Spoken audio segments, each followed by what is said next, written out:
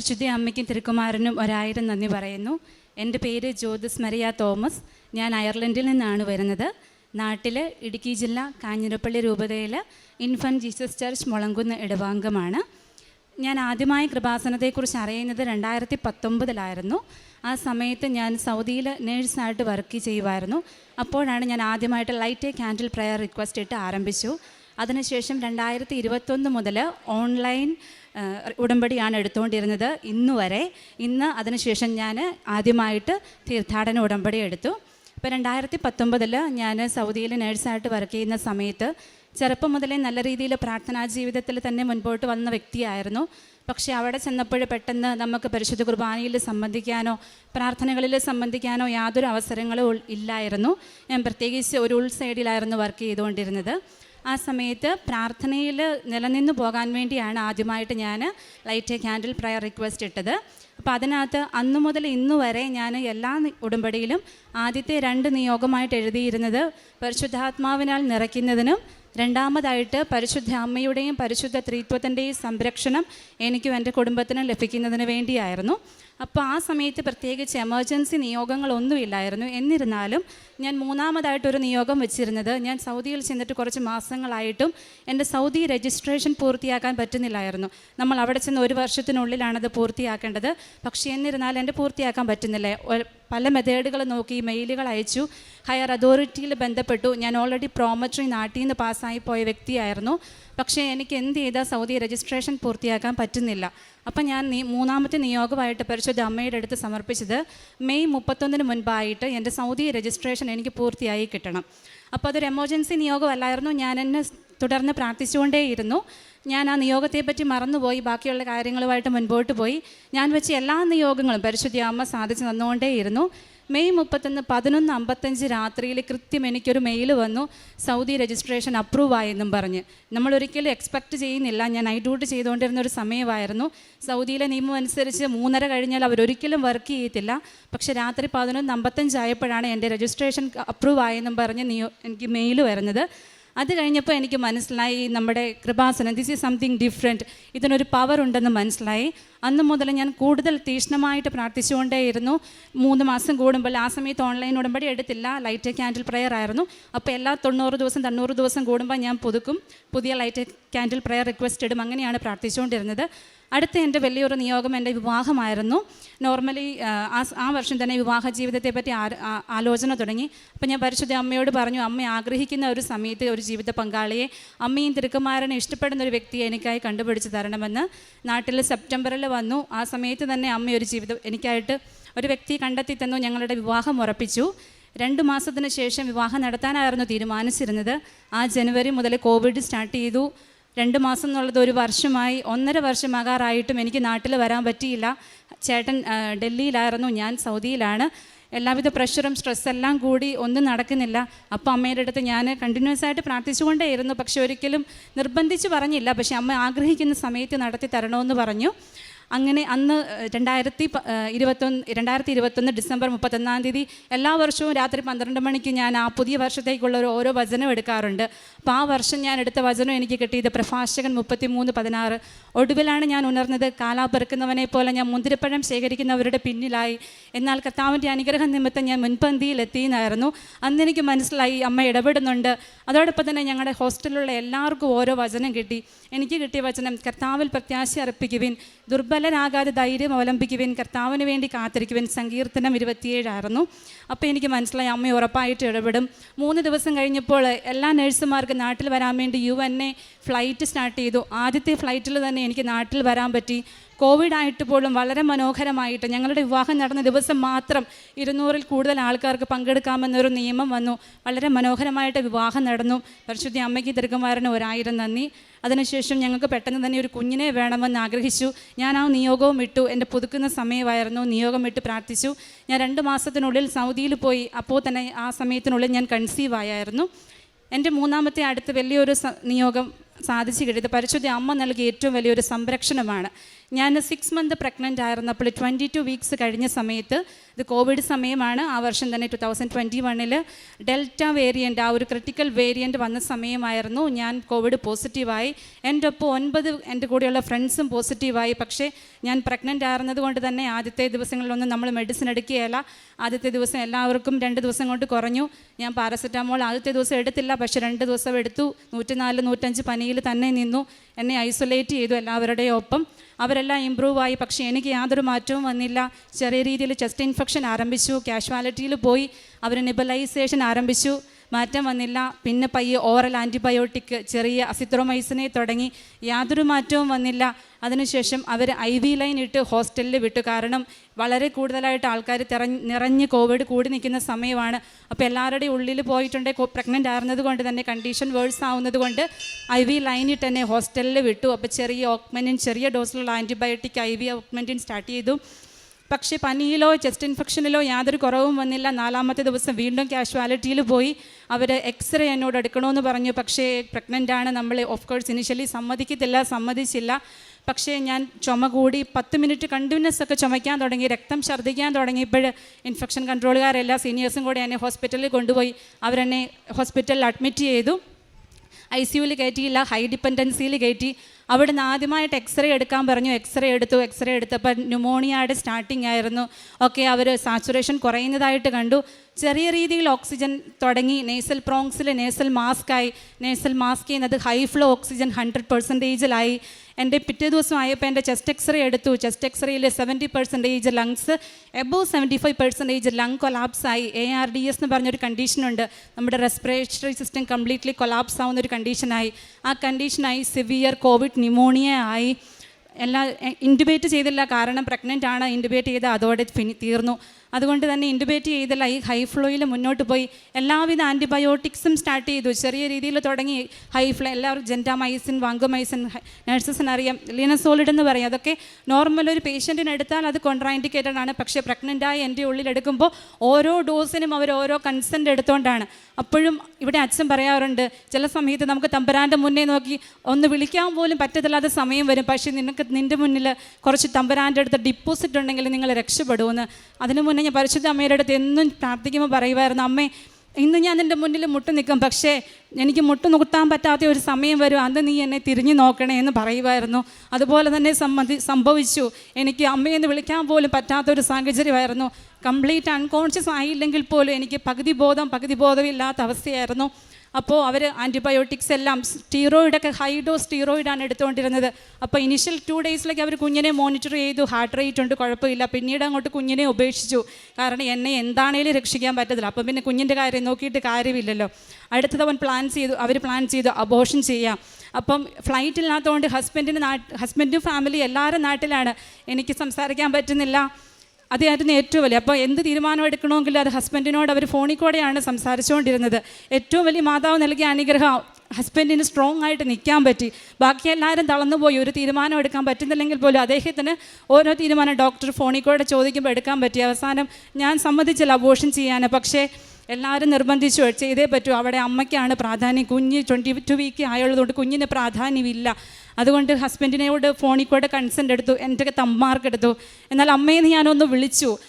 Tablet വെക്കുന്നതിന് 5 minute മുന്നേ Saudi മിനിസ്ട്രിയിൽ നിന്ന് ഓർഡർ വന്നു, എനിവേ അബോർഷൻ ചെയ്താലും അമ്മയും കുഞ്ഞിനെ രക്ഷിക്കാൻ പറ്റില്ല, അതുകൊണ്ട് അബോർഷൻ ചെയ്യണ്ട. ആ തീരുമാനം അവിടെ മാറ്റി. അമ്മയ്ക്ക് 1000 നന്ദി. അതാണ് ആദ്യമായിട്ട് അമ്മ അവിടെ ഇടപെട്ടത്. ആ തീരുമാനം മാറ്റി. കുഞ്ഞ് എൻ്റെ ഒപ്പം ഉണ്ട്. കുഞ്ഞിനിപ്പം 3 വയസ്സായി. കുഞ്ഞ് വഴക്കായിരുന്നത് കൊണ്ടാണ് ഹസ്ബൻഡും അകത്തോട് കുഞ്ഞും കയറി വരാത്തത്. കുഞ്ഞിന് യാതൊരു കുഴപ്പങ്ങളും ഇല്ല. അതിനുശേഷം അവർ അബോർഷൻ്റെ പ്ലാൻ മാറ്റി. കുഴപ്പമില്ല, മുൻപോട്ട് പോകാമെന്ന് വെച്ചു. അടുത്തതായിട്ട് അവർ ഫൈനൽ കോവിഡ് ടെർമിനൽ മെഡിസിൻ ഉണ്ട്.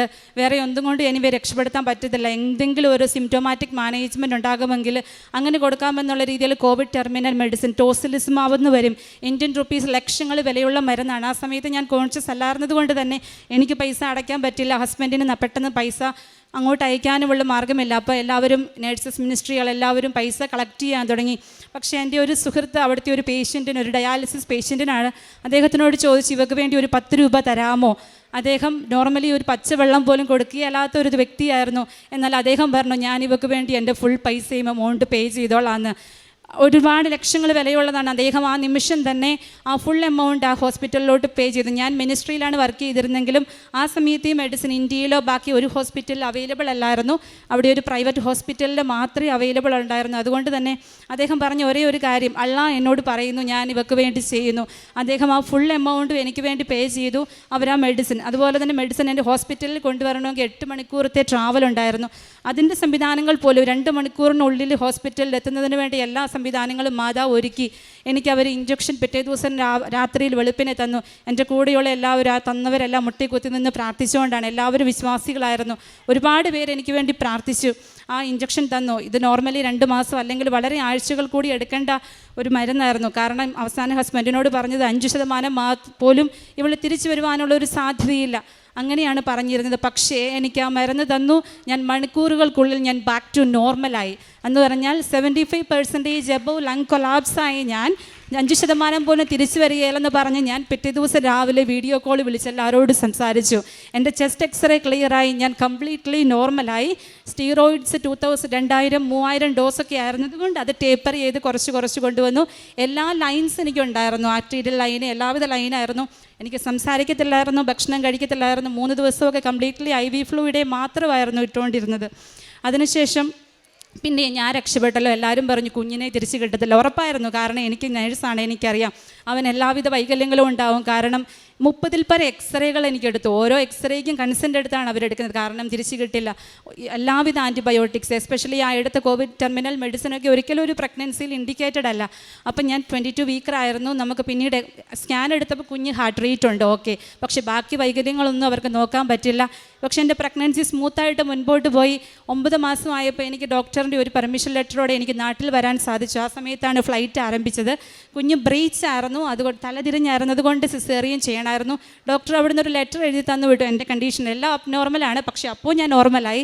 ഡോക്ടർ എഴുതി നാടകീയമായിട്ട് ഇവൾ ജീവിതത്തിലോട്ട് തിരിച്ചു വന്നു, അത്ഭുതകരമായിട്ട് തിരിച്ചു വന്നെന്ന് മാത്രമേ എഴുതി തന്നു. അവസാനം ഞാൻ നാട്ടിൽ വന്ന് ഹോസ്പിറ്റലിലെല്ലാം കാണിച്ചു. ആരും എന്നെ എടുക്കുന്നില്ല, കാരണം ആർക്കും ഉറപ്പില്ല അമ്മയെ കിട്ടുമോ. അമ്മയെ കിട്ടിയാൽ പോലും കുഞ്ഞിനെ 100% കിട്ടിയല്ല. ഞാൻ പറഞ്ഞു എനിക്കറിയാം നമുക്ക് കുഞ്ഞിനെ ഞാൻ തിരിച്ചു വന്നെങ്കിൽ അവൻ ഉറപ്പായിട്ടും തിരിച്ചു വരുമ്പോൾ എനിക്ക് ഉറപ്പായിരുന്നു. പക്ഷേ വൈകല്യങ്ങൾ നമ്മൾ ഉറപ്പായിട്ട് എക്സ്പെക്ട് ചെയ്തു. ഡൗൺ സിൻഡ്രോമൊക്കെ 100% വരാമല്ലോ. അപ്പോൾ അവസാനം കാരിദാസിലെ ഒരു ഡോക്ടർ എന്നെ സ്വീകരിച്ചു. അവർ സിസേറിയൻ ചെയ്യാമെന്ന് പറഞ്ഞു. ഞാൻ ഫുൾ ടൈം 39 വീക്കിൽ ഫുൾ ടൈമിൽ എന്നെ സിസേറിയൻ ചെയ്തു. പക്ഷേ എൻ്റെ കുഞ്ഞിന് 3 കിലോ അടുത്ത വെയിറ്റും ഒരു പ്രശ്നങ്ങളുമില്ലാത്ത 0% അംഗവൈകല്യം പോലും ഇല്ലാത്ത ഒരു കുഞ്ഞാണ് എനിക്കുണ്ടായത്. അവനിന്ന് 3 വയസ്സായി. പരിപൂർണമായ ആരോഗ്യത്തോടെ അവനിരിക്കുന്നു. അമ്മ മാതാവിന് തിരുക്കുമാരന് 1000 നന്ദി പറയുന്നു. അമ്മയുടെ കൃപയില്ലെങ്കിൽ ഒരിക്കലും ഞാനെന്ന് ഇവിടെ നിൽക്കുകയോ അല്ലെങ്കിൽ എൻ്റെ കുഞ്ഞ് എൻ്റെ കൂടെ ഉണ്ടായിരിക്കുമേ ഇല്ലായിരുന്നു. അതുപോലെ ഒരു സാഹചര്യത്തിൽ കൂടിയാണ് ഞാൻ കടന്നുപോയത്. അതാണ് എൻ്റെ അടുത്ത ഒരു നിയോഗം. 3-മതായിട്ട് ഞാൻ ഗർഭിണിയായപ്പോൾ ഞാൻ അവിടെയാണ്, ഹസ്ബൻഡ് നാട്ടിലാണ്. ഉറപ്പായിട്ടും ഞങ്ങൾക്ക് ഒരുമിച്ച് ജീവിക്കണമെന്നൊരാഗ്രഹം വന്നു. അപ്പോൾ ഞാൻ IELTS എഴുതാൻ തീരുമാനിച്ചു. ഞാൻ പ്രഗ്നൻ്റ് ആയിരുന്നുകൊണ്ട് തന്നെ ആ സമയത്ത് എനിക്ക് എഴുതണമെന്ന് തോന്നി. ഞാൻ പക്ഷേ ഒരിക്കലും ഒരു കോച്ചിങ് സെൻറ്ററിൽ പോയിട്ടില്ല. ഞാൻ കോവിഡ് ആരംഭിച്ച സമയത്ത് ഒരു 2 ദിവസം കോച്ചിങ് തുടങ്ങി. അന്നേരം കോവിഡ് വന്നു, നിർത്തി. എനിക്ക് കോവിഡ് വരുന്നതിന് 2 ദിവസം മുന്നേ കോച്ചിങ് തുടങ്ങി, പക്ഷേ അവിടെ നിർത്തി. എനിക്ക് ഒരിക്കലും ഒരു കോച്ചിങ് എടുക്കാൻ പറ്റിയില്ല. പക്ഷേ അമ്മയുടെ അടുത്ത് ഞാൻ നിരന്തരമായിട്ട് പറഞ്ഞു, അമ്മ എനിക്ക് എഴുതണമെന്ന് തോന്നുന്നു, പക്ഷേ അതെൻ്റെ തോന്നലാണോ അമ്മ ഉറപ്പായിട്ട് തീരുമാനിച്ചൊരു കാര്യമാണോ എന്ന് എനിക്ക് മനസ്സിലാവുന്നില്ല. പക്ഷേ ഞാൻ എഴുതാൻ തീരുമാനിച്ചു. എൻ്റെ ഒരു ഹൈ റിസ്ക് പ്രഗ്നൻസിയാണ്. ഞാൻ എഴുതണമെങ്കിൽ 8 മണിക്കൂർ അങ്ങോട്ടും ഇങ്ങോട്ടും യാത്ര ചെയ്യണം. എന്നെ കൊണ്ടുപോകാൻ ആരുമില്ല. എൻ്റെ ഫാമിലി എല്ലാം നാട്ടിലാണ്. അപ്പം എൻ്റെ സീനിയർ നേഴ്സിനോട് ചോദിച്ചു, എന്നെ ഒന്ന് കൊണ്ടുപോകാമോ ചേച്ചി, എനിക്ക് എക്സാം എഴുതാൻ തോന്നുന്നു, എനിക്ക് മാതാവ് തോന്നിക്കുന്നതാണെന്ന് എഴുതിക്കോട്ടെ എന്ന് ചോദിച്ചു. പരിപൂർണമായിട്ട് ചേച്ചി സമ്മതിച്ചു. പക്ഷേ ബാക്കി ആരും സമ്മതിച്ചില്ല. പക്ഷേ എല്ലാവരുടെയും റിസ്കിൽ ഞാൻ എക്സാം എഴുതാൻ പോയി. 35 വീക്കിൽ ഫുൾ വയറുണ്ട്. ഞാൻ അവിടെ പോയപ്പോൾ നിനക്ക് എഴുതാൻ പറ്റുമോ എല്ലാവരും ചോദിച്ചു. പഠിച്ചിട്ടില്ല, ഒരു പ്രിപ്പറേഷനും ഇല്ല, ചുമ്മാ യൂട്യൂബിൽ നോക്കി കുറച്ച് പഠിച്ചതല്ലാതെ ബാക്കി പ്രാർത്ഥന മാത്രമേ ഉള്ളായിരുന്നു ഡിപ്പോസിറ്റ്. അവിടെ പോയി ഞാൻ എക്സാം എഴുതി തിരിച്ചു വന്നു. യാത്രയിലോ യാതൊരു കുഴപ്പങ്ങളും, ഈ 8 മണിക്കൂർ എനിക്ക് യാതൊരു പ്രശ്നവും വന്നില്ല.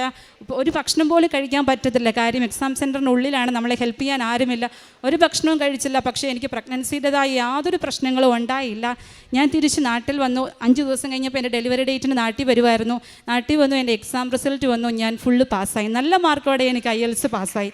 അതിൻ്റെ അടുത്ത സാക്ഷി അമ്മയുടെ, എൻ്റെ യാതൊരു മെറിറ്റുമില്ല, തമ്പുരാൻ്റെ കൃപയും അമ്മ മാതാവിൻ്റെ കൃപ കൊണ്ട് മാത്രമാണ് ഞാൻ ആ എക്സാം പാസ്സായത്. അപ്പോഴെല്ലാം ഞാൻ ഓൺലൈൻ ഉടമ്പടിയിലാണ്. എല്ലാ 3 മാസം കൂടുമ്പോഴും ഞാൻ ഓൺലൈൻ ഉടമ്പടി പുതുക്കുമായിരുന്നു. ചിലപ്പോൾ ഞാൻ റിക്വസ്റ്റ് ഇട്ട് നമ്മുടെ 90 ദിവസത്തിനൊന്നും നമുക്ക് നോട്ടിഫിക്കേഷൻ വരത്തില്ല. അപ്പം ഞാൻ ലൈറ്റ് ക്യാൻഡിൽ പ്രയർ റിക്വസ്റ്റ് ഇട്ട് മാതാവിനോട് പ്രാർത്ഥിക്കും, അമ്മ എനിക്ക് എൻ്റെ ഉടമ്പടി പുതുക്കണം. ഉടമ്പടിയിലല്ലാത്തപ്പോൾ എനിക്ക് എന്തോ ഒരു പേടിയാണ്, തമ്പുരാനെ ഞാൻ ഈ സമയത്ത് മരിച്ചു പോയാൽ എനിക്ക് സ്വർഗ്ഗത്തിൽ പോകാൻ പറ്റില്ലല്ലോ. പക്ഷേ അത് അന്നേരം പിന്നെ ഞാൻ റിപ്പീറ്റ് ചെയ്യുമ്പോൾ ഉറപ്പായിട്ടും എനിക്ക് ആ ഉടമ്പടി പുതുക്കാൻ പറ്റുന്നുണ്ടായിരുന്നു.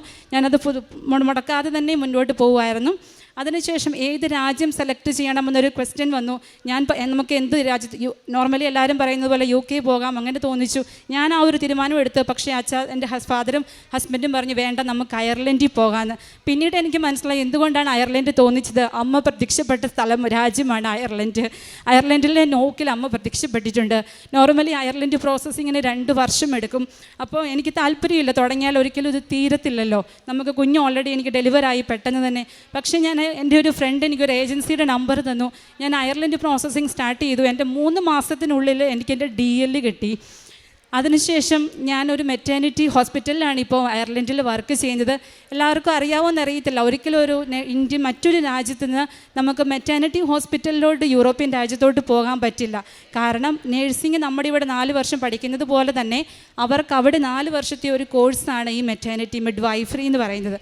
അതുകൊണ്ട് തന്നെ ഇന്ത്യയിൽ നിന്ന് ഒരിക്കലും അവർ മെറ്റേണിറ്റി ഹോസ്പിറ്റലിലോട്ട് സെലക്ട് ചെയ്യത്തില്ല. നമുക്ക് മെഡിക്കൽ സർജിക്കലിലെ ബാക്കി ഏത് ഡിപ്പാർട്ട്മെൻറ്റിലും പോകാം, മെറ്റേണിറ്റി പോകാൻ പറ്റത്തില്ല. പക്ഷേ ഞാൻ സൗദിയിൽ വർക്ക് ചെയ്ത സമയത്ത് 4 വർഷം മെറ്റേണിറ്റി ആയിരുന്നു. അപ്പോൾ എനിക്ക് ഈ ഒരു സെക്ഷനിൽ തന്നെ മുന്നോട്ട് പോകണമെന്ന് ആഗ്രഹം വന്നു. അമ്മയോട് ഈ നിയോഗം പറഞ്ഞു, അമ്മ എനിക്ക് ഈ ഡിപ്പാർട്ട്മെൻറ്റിൽ തന്നെ വർക്ക് ചെയ്യണമെന്ന് അമ്മയ്ക്ക് ആഗ്രഹം. പക്ഷേ നടക്കുകയില്ലെന്ന് എനിക്കറിയാം, 0% ചാൻസേ ഉള്ളൂ. അമ്മയ്ക്ക് എന്തെങ്കിലും ഒരു വഴിയുണ്ടോ?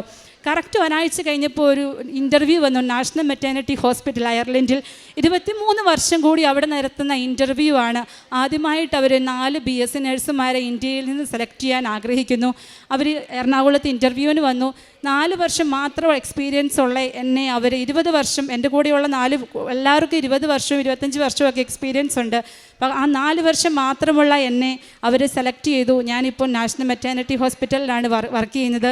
ഒരിക്കലും സംഭവിക്കുകയല്ലാത്തൊരു കാര്യമാണ്, നമുക്ക് അന്വേഷിച്ചാൽ അറിയാം. അമ്മയുടെ ഒരു കൃപ കൊണ്ട് മാത്രമാണ് എനിക്ക് ആ ഇൻ്റർവ്യൂവിൽ പാസ്സാകാൻ പറ്റിയതും ഇന്ന് എനിക്ക് അവിടെ പോകാൻ പറ്റിയത്. അമ്മയ്ക്കും തിരുക്കുമാരനും 1000 നന്ദി പറയുന്നു. അതിനുശേഷം പെട്ടെന്ന് തന്നെ എൻ്റെ പ്രോസസ്സിങ് നടന്നു. ജൂലൈയിൽ ഇൻ്റർവ്യൂ പാസ്സായി. ഒക്ടോബർ നവംബറിൽ പോകാമെന്നായിരുന്നു എല്ലാം ചെയ്തു. പക്ഷേ അവർ 2 മാസത്തെ ഡിലേ വന്ന് പോകാൻ പറ്റിയില്ല. അത് ജനുവരിയിലോട്ട് മാറ്റി. അമ്മയോട് ചോദിച്ചു, എന്താ അമ്മ ഇങ്ങനെ ഒരു താമസം? ഒരിക്കലും ഒത്തിരി ലാഗായില്ല, ഇപ്പോഴൊക്കെയാണ് വർഷങ്ങളെടുക്കും. പക്ഷേ അന്ന് എനിക്കൊരു വിഷമം വന്നു. പക്ഷേ എനിക്ക് താമസിച്ചതിൻ്റെ കാര്യം അന്നും മനസ്സിലായില്ല. പിന്നെ മനസ്സിലായി അക്കോമഡേഷനൊക്കെ കിട്ടാൻ അവിടെ വളരെ പാടാണ്. പക്ഷേ ജനുവരി തൊട്ട് പോകുന്ന വ്യക്തികൾക്കെല്ലാം ഞങ്ങളുടെ ഹോസ്പിറ്റലിൽ നിന്ന് അവർ 3 മാസം ഫ്രീ ആയിട്ട് അക്കോമഡേഷൻ കൊടുത്തു. അപ്പം തന്നെ അതോടൊപ്പം തന്നെ ഞാൻ മാതാവിൻ്റെ അടുത്ത് ഒരു കാര്യമേ ചോദിച്ചുള്ളൂ, ഞാൻ ഒരു മണിക്കൂർ യാത്ര ചെയ്ത് പോകുന്ന ഹോസ്പിറ്റലിൽ ഞാൻ വർക്ക് ചെയ്തോളാം, പക്ഷേ എനിക്ക് 5 മിനിറ്റ് ദൂരത്ത് പള്ളിയുള്ളിടത്ത് എനിക്ക് അക്കോമഡേഷൻ തരണേന്ന്. അത് ഞാൻ അവിടെ എൻ്റെ ഫ്രണ്ട്സിനോടും പറയുമായിരുന്നു, അങ്ങനെ കിട്ടണമെന്ന് നമുക്ക് പ്രാർത്ഥിക്കാം.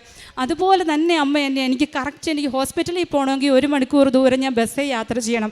പക്ഷേ എനിക്ക് 5 മിനിറ്റ് എനിക്ക് വേണമെന്ന് തോന്നുമ്പോൾ തമ്പുരാനെ പോയി കാണാനുള്ള 5 മിനിറ്റ് ദൂരത്തിൽ എനിക്ക് പള്ളിയുള്ളൊരു സ്ഥലം തമ്പുരാൻ എനിക്ക് തന്നു. എനിക്ക് എപ്പോൾ വേണമെങ്കിലും പോകാൻ പറ്റുമായിരുന്നു.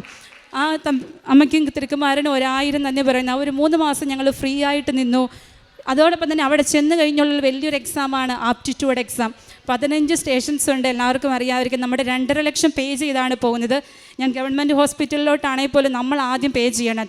പാസ്സായി കഴിയുമ്പോഴേ അവർ തിരിച്ചു തരുള്ളൂ, അല്ലെങ്കിൽ നമ്മൾ റിട്ടേൺ പോകണം. അപ്പം ഞാൻ ഓർത്തു കോച്ചിങ്ങിൻ്റെ ഒന്നും ആവശ്യമില്ല, നമുക്ക് നേരിട്ട് പോയി എഴുതാമെന്ന്. പക്ഷേ അമ്മ എന്നെ തോന്നിപ്പിച്ചു, നീ IELTS പോയി എഴുതിയതുപോലെ ഇത് എഴുതാൻ പോയി നിൽക്കരുത്, നിനക്ക് കിട്ടത്തില്ലെന്ന്. അതുപോലെ തന്നെ ഹസ്ബൻഡ് എന്നോട് പറഞ്ഞു, നീ കോച്ചിങ് എടുക്കണം. തമ്പുരാൻ അങ്ങനെയാണ് പറയുന്നത്. അതുപോലെ തന്നെ സംഭവിച്ചു. ഞാൻ പക്ഷേ കോച്ചിങ്ങിന് പോയി. അവിടെ ചെന്ന് ആദ്യത്തെ അറ്റംപ്റ്റിൽ തന്നെ യാതൊരു മെറിറ്റില്ലായിട്ടും എനിക്ക് പല സ്റ്റേഷനുകളും എനിക്ക് വളരെ പാടായിരുന്നു. പക്ഷേ ആദ്യത്തെ അറ്റംപ്റ്റിൽ തന്നെ എനിക്ക് ആ 15 സ്റ്റേഷനും പാസ്സാകാൻ പറ്റി. ആദ്യത്തെ എക്സാമിലൂടെ എനിക്ക് ആ ഹോസ്പിറ്റലിൽ ജോലിക്കും കയറാൻ സാധിച്ചു. അടുത്ത സാക്ഷ്യം എനിക്കൊരു വീട് ലഭിച്ചതിനെ പറ്റിയായിരുന്നു. എനിക്ക് എന്തൊരു കാര്യമുണ്ടെങ്കിലും അമ്മയുടെ മുൻപിലെല്ലാം ഞാൻ ഡേറ്റ് ഇട്ടാണ് പ്രാർത്ഥിക്കാറ് എല്ലാ കാര്യത്തിനും. അപ്പോൾ ജൂൺ 1 മുൻപായിട്ട് എനിക്കൊരു ഭവനം തരണേന്ന് പ്രാർത്ഥിച്ചു. അപ്പോൾ ഭവനത്തിൽ കയറുന്നതിന് മുൻപ് എനിക്ക് വിശുദ്ധ വസ്തുക്കൾ വേണമെന്ന് ഉണ്ടായിരുന്നു. പക്ഷേ ഒരിക്കലും എനിക്ക് ആ വിശുദ്ധ വസ്തുക്കൾ ഞാൻ ഓൺലൈൻ ഉടമ്പടി ആയിരുന്നത് കൊണ്ട് തന്നെ എൻ്റെ കയ്യിലില്ലായിരുന്നു.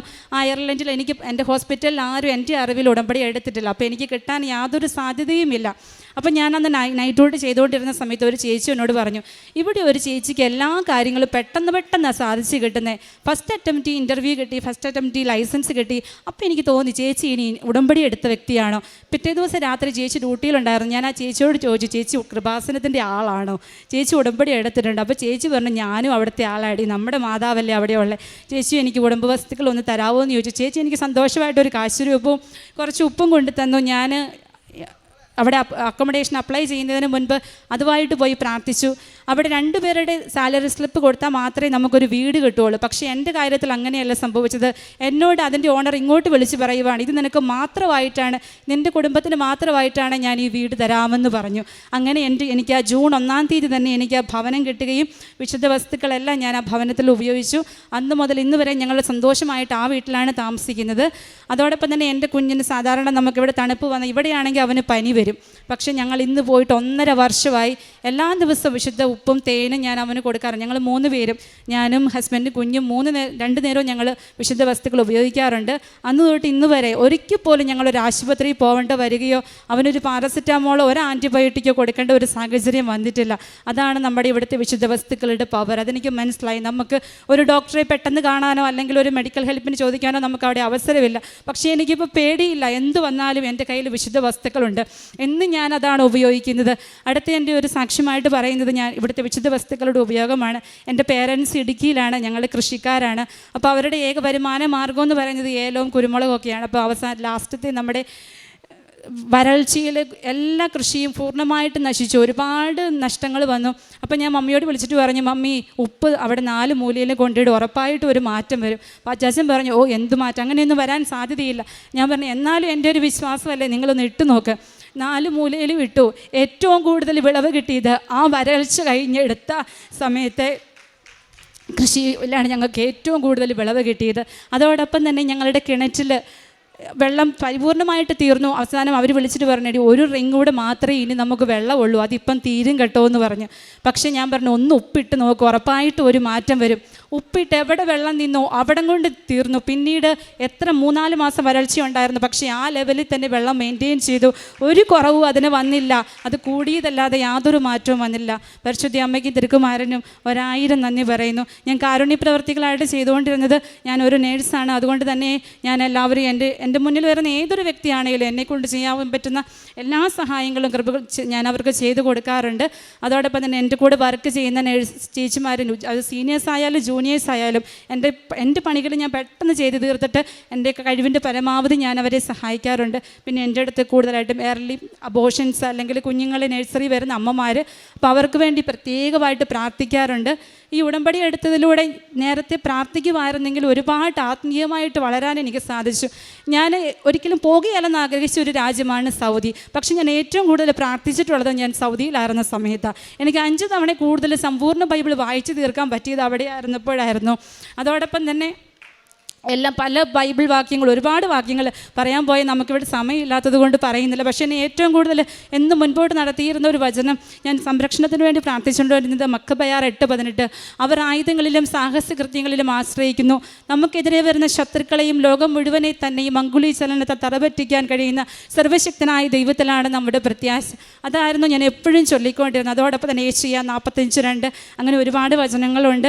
അങ്ങനെ ആത്മീയമായിട്ട് ഒരുപാട് വളരാൻ സാധിച്ചു. പ്രേക്ഷിത പ്രവർത്തനമായിട്ട് എനിക്ക് കിട്ടുന്ന പത്രങ്ങളും എൻ്റെ കയ്യിലുള്ള പത്രങ്ങളും എല്ലാം ഞാൻ എല്ലാവർക്കും കൊടുക്കാറുണ്ട്. അമ്മയെപ്പറ്റി വാദോരാതെ പറയാറുണ്ട്. എൻ്റെ സാക്ഷ്യങ്ങളെല്ലാം എല്ലാവർക്കും അറിയാം. എൻ്റെ സാക്ഷ്യം, ഈ കോവിഡ് സാക്ഷ്യമൊക്കെ ഞാൻ എല്ലാവരുടെ അടുത്തും പറയാറുണ്ട്.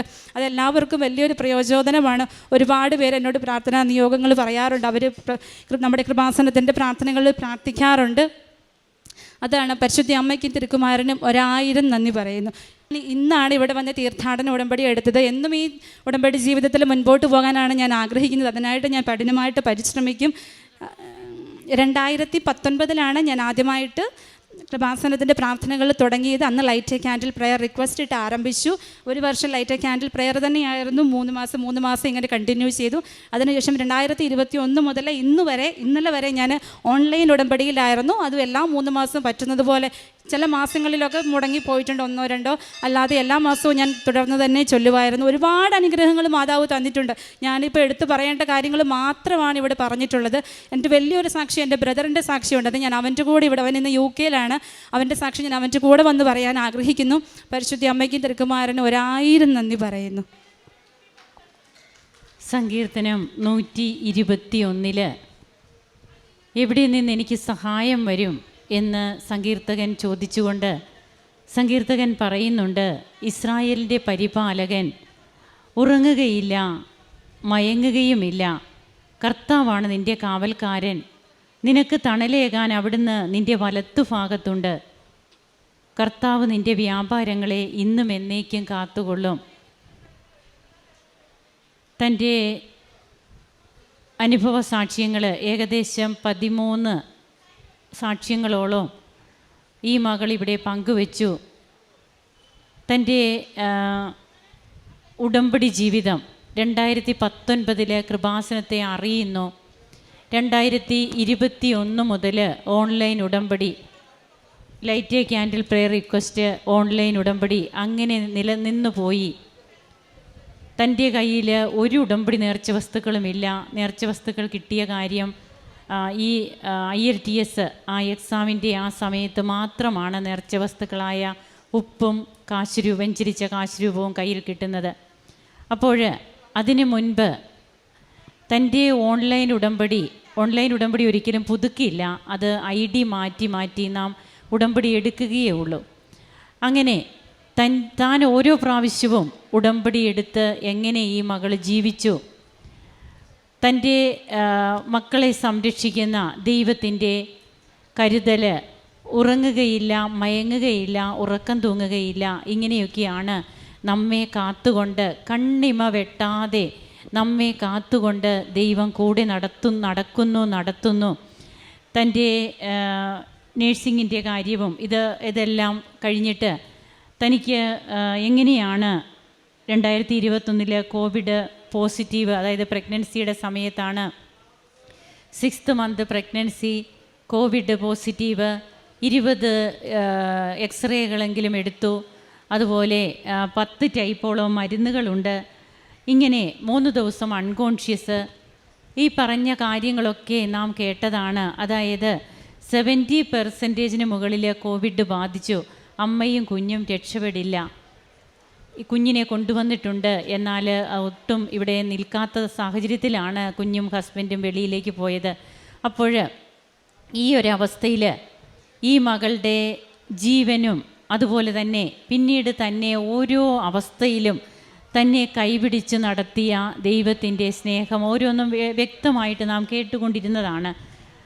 അതുകൊണ്ട് തന്നെയാണ് സങ്കീർത്തകൻ പറയുന്നത് പോലെ തൻ്റെ ജീവിതത്തിൽ എന്നും താൻ ദൈവത്തോട് കടപ്പെട്ടിരിക്കുന്നു എന്നുള്ള ഒരു അനുഭവമാണ് ഇവിടെ പങ്കുവയ്ക്കുക. ഓൺലൈൻ ഉടമ്പടി അതെത്രമാത്രം അമ്മ ആദരിക്കുന്നു. എന്നാൽ ഒരു നന്ദിയാണ് ഓൺലൈൻ ഉടമ്പടിയൊക്കെ എടുത്തു കഴിഞ്ഞ് നമ്മുടെ കാര്യങ്ങളൊക്കെ ക്ലിയർ ആകുമ്പോൾ ഇവിടെ വന്ന് തീർത്ഥാടക ഉടമ്പടി എടുത്ത് അതിനുവേണ്ടി സമയം നാം എടുക്കണം. ഈ മണ്ണിൽ കുറച്ചു നേരം നിന്ന് തീർത്ഥാടക ഉടമ്പടിയൊക്കെ എടുത്ത് ഈ തിക്കും തിരക്കുമൊക്കെ ഒന്ന് അനുഭവിച്ച് അല്പം വിയർത്ത് നാം ഇവിടുന്നൊക്കെ വിശന്ന് നാം ഇവിടുന്നൊക്കെ പോകണം. അങ്ങനെ പോകുമ്പോൾ തീർച്ചയായും അമ്മയും നമ്മുടെ കൂടെ തന്നെയുണ്ട്. അങ്ങനെ ആ ഒരു കൃതജ്ഞതയുടെ ലൈഫ് പിന്നീട് നാം തുടരുകയാണ്. അങ്ങനെ ഇന്ന് താനിവിടെ വന്നു, ഉടമ്പടി എടുത്തു. ഉടമ്പടിയിലൂടെ തൻ്റെ ജീവിതം ഏറ്റവും വിശ്വസ്തവും സത്യസന്ധവുമായിട്ട് താൻ ഈ വർഷങ്ങളൊക്കെ കൊണ്ടുപോയി. അങ്ങനെ ഇന്ന് ഗവൺമെൻറ് ഹോസ്പിറ്റലിൽ തനിക്ക് ജോലി ലഭിക്കുവാൻ, അതും യാതൊരു ചാൻസും ഇല്ലാത്തടത്ത് 23 വർഷത്തിന് ശേഷം നടന്ന ഇൻ്റർവ്യൂ, ആ ഇൻ്റർവ്യൂവിൽ എങ്ങനെയുള്ള വ്യക്തികളൊക്കെ ഉണ്ടായിരുന്നു, വർഷങ്ങളുടെ എക്സ്പീരിയൻസ് ഉള്ളവർ, എന്നാൽ 4 വർഷം മാത്രം എക്സ്പീരിയൻസ് ഉള്ള തന്നെ, അതും ആ പോസ്റ്റിൻ്റെ കാര്യം നാം പ്രത്യേകം കേട്ടു. മിഡ് വൈഫറി അവിടെ പ്രത്യേകം പഠിക്കുന്നതാണ്. എന്നാൽ ഇന്ത്യയിൽ മിഡ് വൈഫറി പഠിച്ച ഒരു മകളെ എങ്ങനെയാണ് അമ്മ തിരഞ്ഞെടുക്കുന്നത്? ഇതെല്ലാം പരിശുദ്ധ അമ്മയുടെ തിരഞ്ഞെടുപ്പുകളാണ്. അങ്ങനെ തൻ്റെ ജീവിതം ഇന്ന് എത്രമാത്രം ഫ്ലറിഷായി നിൽക്കുന്നു. തനിക്കിന്ന് ഒന്നിൻ്റെയും കുറവില്ല. അമ്മയോടൊപ്പമുള്ള തൻ്റെ ജീവിതത്തിൽ തനിക്ക് എല്ലാം അമ്മ നേടിത്തന്നു. അതുകൊണ്ട് 40-ാം അധ്യായം ഏശയ്യായുടെ പുസ്തകത്തിൽ പറയുന്നുണ്ട്, ഇതാ ദൈവമായ കർത്താവ് ശക്തിയോടെ വരുന്നു, അവിടുന്ന് കരബലത്താൽ ഭരണം നടത്തുന്നു, സമ്മാനം അവിടുത്തെ കയ്യിലുണ്ട്, പ്രതിഫലവും അവിടുത്തെ മുൻപിലുണ്ട്. ഈ സമ്മാനവും പ്രതിഫലവുമൊക്കെയാണ് നമുക്ക് കിട്ടി നാം ഇവിടെ വന്ന് നിന്ന് ഇന്ന് ഈ ഈശോയെ മഹത്വപ്പെടുത്തുവാനായിട്ട് ഓരോ മക്കളും തിടുക്കം കാണിക്കുന്നത്. അതായത് സാക്ഷ്യം പറയുന്നത് അതൊരു ഹരമാകണം. സാക്ഷ്യം പറയുക, തമ്പുരാൻ നമുക്ക് വേണ്ടി തന്നതിനൊക്കെ ഹൃദയത്തോടെ ഇവിടെ വന്ന് വളരെ ആത്മധൈര്യത്തോടെ സാക്ഷ്യം പറയുക എന്നുള്ളത് ഏറ്റവും വിശിഷ്ടമായ ഒരു കാര്യം തന്നെയാണ്. പേടിച്ചരണ്ട് പറയണോ പറയണ്ടയോ ഇങ്ങനെയൊക്കെ മുക്കിയും മൂളിയും പറയുന്നതല്ല. ഏറ്റവും നല്ല രീതിയിൽ ദൈവത്തെ മഹത്വപ്പെടുത്തണം. അതിനുള്ള ആത്മധൈര്യം കൂടി ആദ്യമേ ഉടമ്പടി എടുക്കുമ്പോഴേ നിയോഗത്തിൽ വെക്കണം. എനിക്ക് സാക്ഷ്യം പറയണം, അതും ഏറ്റവും ശ്രേഷ്ഠമായ ഏറ്റവും നല്ല രീതിയിൽ ഈശോയെ മഹത്വപ്പെടുത്തുന്ന സാക്ഷ്യം. നമുക്ക് കരങ്ങളടിച്ച് ദൈവത്തെ ആരാധിക്കാം, മഹത്വപ്പെടുത്താം. ഈശോയ്ക്കും അമ്മയ്ക്കും നന്ദി പറയാം. അത്യപൂർവ ദൈവാനുഭവങ്ങൾ ഇനി നിങ്ങൾക്കും സ്വന്തം. ഈ യൂട്യൂബ് ചാനൽ ഇതുവരെ സബ്സ്ക്രൈബ് ചെയ്തിട്ടില്ലെങ്കിൽ ഇപ്പോൾ തന്നെ സബ്സ്ക്രൈബ് ചെയ്യുക. ഈ വീഡിയോ ഇപ്പോൾ തന്നെ നിങ്ങളുടെ സുഹൃത്തുക്കൾക്ക് ഷെയർ ചെയ്തുകൊണ്ട് കർത്താവിൻ്റെ പ്രേക്ഷിതരാകുക.